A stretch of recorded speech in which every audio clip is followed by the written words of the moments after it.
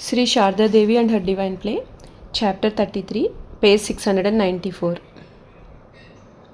One day, while sitting on the northern veranda of Udbodhan house, Holy Mother and Sudhira were talking about a person of the Nivedita school.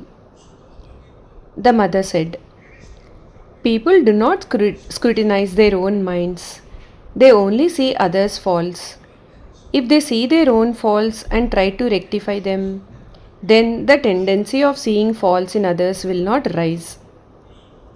Mahamaya created this tendency in the human mind. People magnify their own qualities. They make their molehills into mountains and others' mountains into molehills.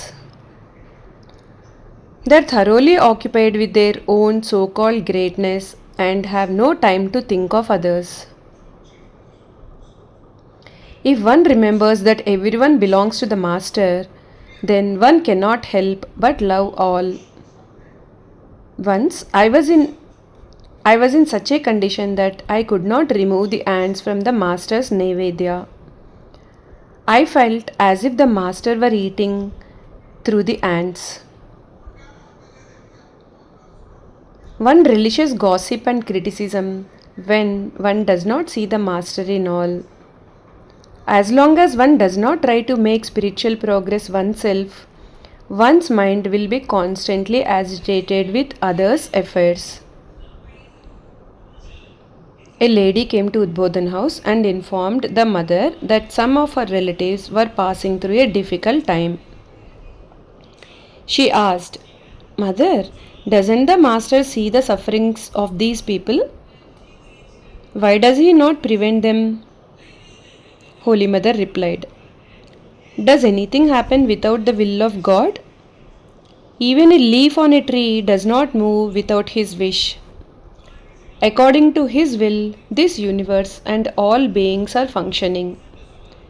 Can a material object function if there is no consciousness behind it?" The woman asked, "Is God fully aware of these sufferings? When a person does anything wrong, does he or she always remember it?"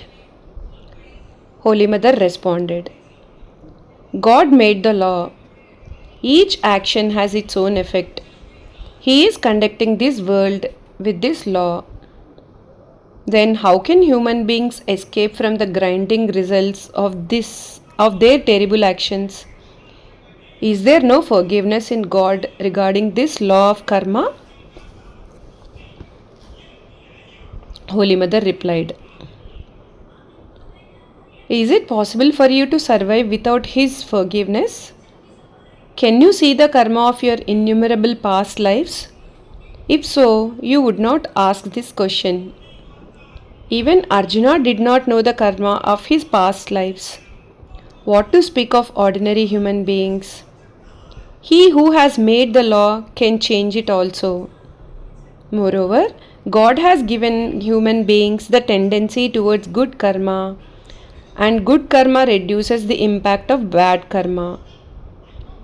He gave human beings the freedom to perform good and bad actions.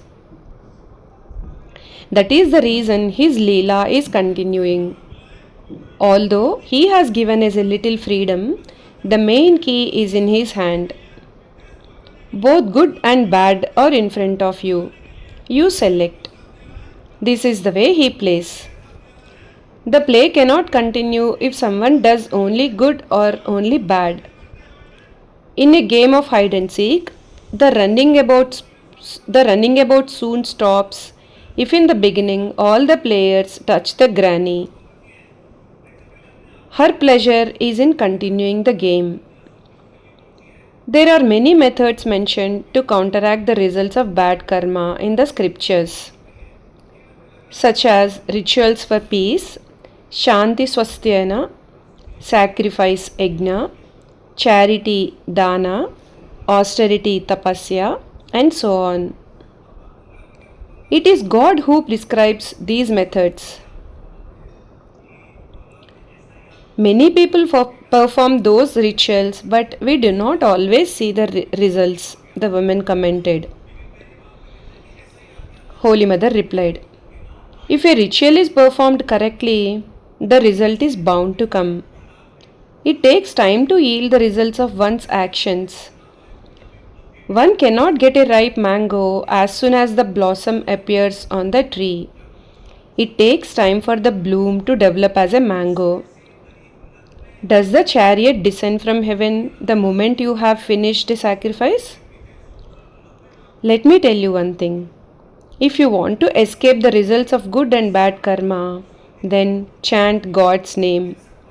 Repeat your mantra, worship the Lord, and read the scriptures. Always discriminate between the real and the unreal. Good karma subdues bad karma but cannot destroy it. The good and bad karmas of an individual soul are destroyed only by chanting God's name, which also purifies the mind. Then one can know one's true nature. Jai Ma.